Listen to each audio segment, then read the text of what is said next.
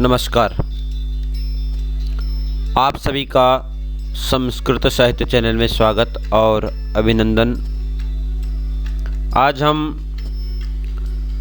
कवि कुलगुरु कालिदास विरचित रघुवंश महाकाव्य के 21वें श्लोक से लेकर के और 25वें श्लोक पर्यंत तक अध्ययन करेंगे।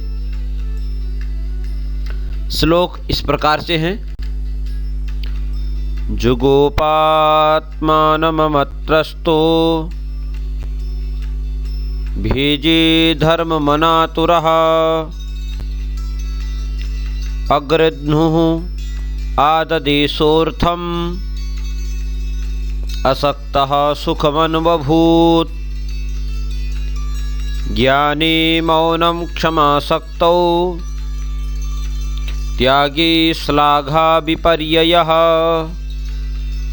गुणानुबन्धित्वात् तस्य सप्रशवा इव अनाकृष्टस्य विषये विद्यानां पारदृश्वनः तस्य धर्मरतिरासीत् वृद्धत्वं जरसा विना प्रजानां विनयाधानात् रक्षणाद् भरणादपि सपिता पितरत्तासां केवलं जन्महेतवः ते दण्डयतो दण्ड्यान् परिणेतु प्रसूतये अप्यर्थकामो तस्यास्तां धर्म एव मनीषिणः।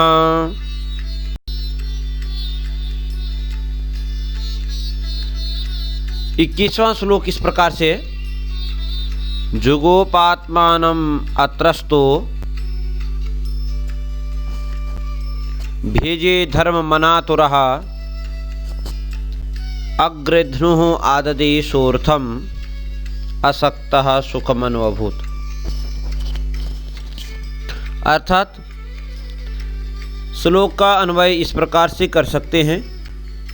सह दिलीपः अत्रस्तः सन आत्मानं जुगोप अनातुरः सन धर्मं भेजे अग्रध्नुः सन अर्थम आददे असक्ता सन सुखम अन्वभूत। प्रस्तुत श्लोक का जो संदर्भ है पूर्ववत की तरह रहेगा। अर्थात प्रस्तुत श्लोक कवि कुलगुरु कालिदास विरचित रघुवंश महाकाव्य की प्रथम सर्ग से लिया गया है। प्रसंग प्रस्तुत श्लोक में राजा दिलीप के बारे में कहा गया है। कहते हैं राजा दिलीप कैसे थे। राजा दिलीपः कथम आसीत्, इस बारे में कह रहे हैं।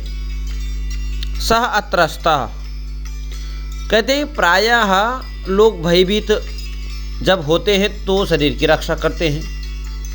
अर्थात जब रोगग्रस्त होते हैं तो धर्मानुष्ठान करते हैं और लोभ के वशीभूत होकर के धन कमाने का यत्न करते हैं और आसक्त जब होते हैं तो क्या करते हैं, विषयों का सेवन करते हैं। परंतु राजा दिलीप ऐसे नहीं है। राजा दिलीप इससे भिन्न है। कैसे हैं राजा दिलीप जो हैं, बोले स अत्रस्तः सन आत्मानं जुगोप। वह निर्भय होकर के क्या करते थे, निर्भय होकर के क्या करते थे, शरीर की रक्षा करते थे। अनातुरः, अनातुर होकर के अर्थात अरुग्ण होकर अर्थात रोगहीन होकर के भी क्या करते थे, न हो ऐसे न होने पर भी क्या करते थे, धर्मम भेजे अर्थात धर्म अर्थात धर्मानुष्ठान वेद प्रतिपादित अनुष्ठानों को करते थे। और कह रहे हैं कि अग्रधनु अलुब्धो थे राजा दिलीप, तो वो इसलिए जो धन को कमाते थे और आसक्ति रहित होकर के वह सुखों को आनंद को भोगते थे। प्रस्तुत श्लोक में देखिए सारे आ रहे हैं अत्रस्त अनातुरः अग्रधनु असक्तः, सभी में नए समास हैं।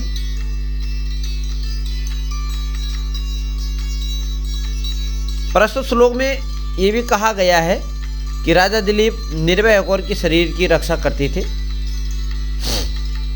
निरोगी होकर के भी जो है धर्मानुष्ठान करते थे, धर्म का पालन किया करते थे, लोभ के कारण से नहीं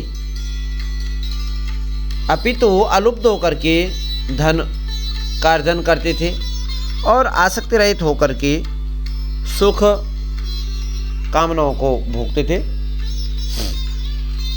प्रस्तुत श्लोक में उपमा अलंकार है। प्रसाद गुण है, वैदर्भी रीति है और अनुष्टुप छंद है। अगला श्लोक है ज्ञानी मौनं क्षमा सक्तो त्यागी श्लाघा विपर्ययः गुणा गुणानुबंधित्वा तस्य सप्रशवा इव। अन्वय आप इस प्रकार से देखिए कि ज्ञानी सति मौनम सक्तौ सत्याम त्यागे श्लाघा विपर्ययः इत्थं तस्य गुणाः गुणानुबंधित्वा सप्रशवा इव अभूवन। संदर्भ और प्रसंग पूर्वत रहेगा, व्याख्या केवल व्याख्या देखिए। ये जो राजा दिलीप है वो क्या है, ये दूसरों की बात जानकर भी चुप रहना, अर्थात ज्ञानवान होने पर भी हमेशा मौन रहते थे और शक्तिशाली होने पर भी बदला लेने का सामर्थ्य रहते हुए भी हमेशा जो द्वेषी रहते थे उनको क्षमा करते थे, अर्थात क्षमा सक्तौ, सक्त संपन्न होने पर भी क्षमाशील इनका एक क्षमाशील थे। त्यागे श्लाघा विपर्यय, और श्लाघा विपर्यय अर्थात आत्म प्रशंसा करना दान देकर, ऐसा विपर्यय था, मगर आत्म प्रशंसा नहीं करते थे। तो ये इस प्रकार से दिलीप के ये देखिए यहाँ ज्ञान, क्षमा, ज्ञान आदि गुण मौन आदि विरुद्ध गुणों के साथ रहने के कारण सगे भाई जैसे जान पड़ते थे, अर्थात दिलीप में परस्पर विरोधी गुण बिना विरोध के रहते थे। देखिए ज्ञान होने पर भी मौन रहते थे। प्रस्तुत श्लोक में उपमा अलंकार है, साधर्म्य जहाँ होती है, प्रसाद गुण है, वैदर्भी रीति है और अनुष्टुप छंद है। अगला श्लोक है अनाकृष्टस्य विषये विद्यानां पारदृश्वनः तस्य धर्मरतिरासीत् वृद्धत्वं जरसा विना। आप प्रस्तुत श्लोक का अन्वय इस प्रकार से कीजिए, विषये ही अनाकृष्टस्य विद्यानां पारदृश्वनः धर्मरतिः तस्य जरसा विना वृद्धत्वम आसीत्। श्लोक का संदर्भ और प्रसंग पूर्ववत रहेगा और केवल आप व्याख्या अर्थात भावार्थ देखिए। कह रहे हैं रूप यौवन अनाकृष्टस्य विषये ही, अनाकृष्ट देखिए न आकृष्टः इति अनाकृष्टः तस्य अनाकृष्टस्य, वह अनाकृष्ट होकर के सांसारिक भोगों से दूर रहने वाले वेद वेदांगों के पारंगत धर्मानुरागी राजा दिलीप जवानी में ही इतने ज्ञान संपन्न हो गए थे कि वृद्धावस्था के बिना भी उनमें बुढ़ापा जान पड़ता था, अर्थात यौवन संपन्न होने पर भी विषय वैराग आदि ज्ञान गुण संपत्तिशाली थे धर्म में। अर्थात कह रहे हैं, देखिए, वृद्धत्वम जरसा बिना बुढ़ापा के ही, बिना वृद्धावस्था के उनमें जो है बुढ़ापा जान पड़ता था। कैसे?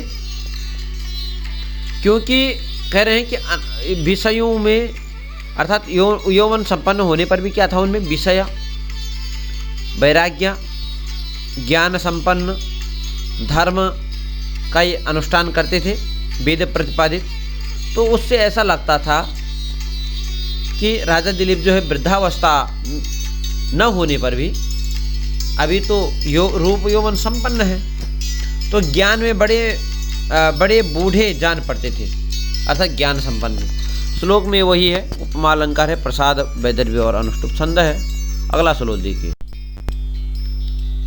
नमस्कार, आप सभी का संस्कृत साहित्य चैनल में स्वागत और अभिनंदन। आज हम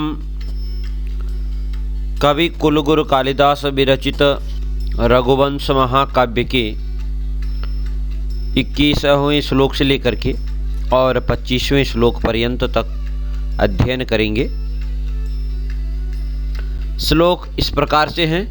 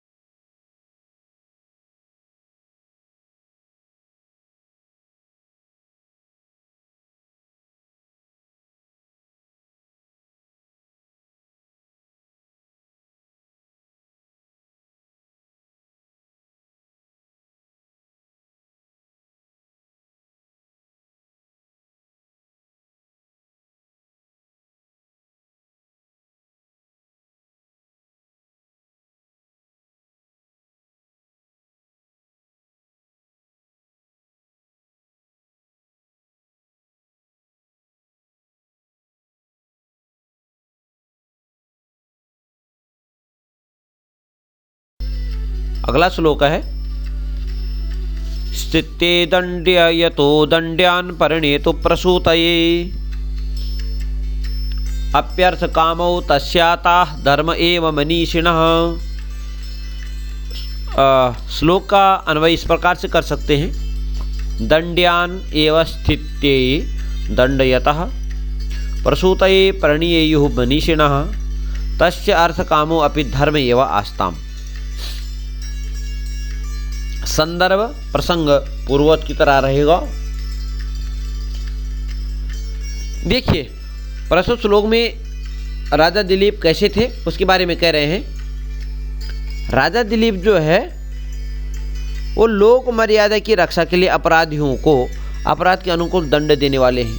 इससे पहले भी चर्चा हो चुकी है कि जो राजा दिलीप हैं, फिर भी उसको बता रहे हैं आगे कि लोक मर्यादा रक्षणाया, लोक मर्यादा की रक्षा के लिए अपराधी को अपराध के अनुकूल ही दंड देने वाले थे।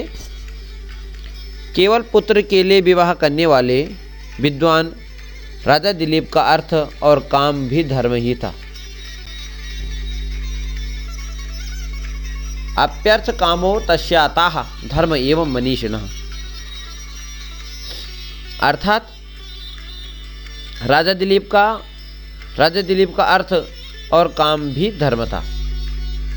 ठीक है, केवल लोक की रक्षा करना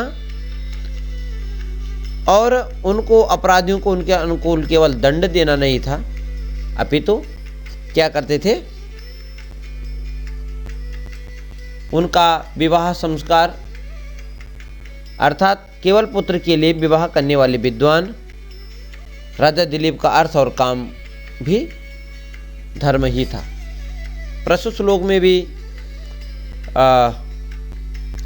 उपमा अलंकार है, प्रसाद गुण है, वैदर्भी रीति है, अनुष्टुप छंद है।